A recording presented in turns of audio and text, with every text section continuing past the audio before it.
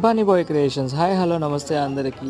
2023లో మేము ఏ విధంగా వినాయక చవితి సెలబ్రేట్ చేసుకున్నాం మీకు ఈ 1 మినిట్ వీడియోలో తెలియజేస్తాను. వినాయక చవితి స్టార్టింగ్ రాటతో మొదలుపెట్టి మేము కూరలందరూ మంచి ఉత్సాహంతో కంకణాలు కట్టించుకోవడానికి రెడీ అవుతూ రాట కార్యక్రమాన్ని మొదలుపెట్టాం. బొమ్మను తీసుకొచ్చేసాం. పూజా కార్యక్రమాన్ని నిర్విఘ్నంగా పూర్తి చేసి అందరూ పూజాకారం భక్తి శ్రద్ధలతో పాల్గొన్నారు. అదేవిధంగా స్వామివారికి 54 రకాల ప్రసాదాలతో దీపారాధన కార్యక్రమం.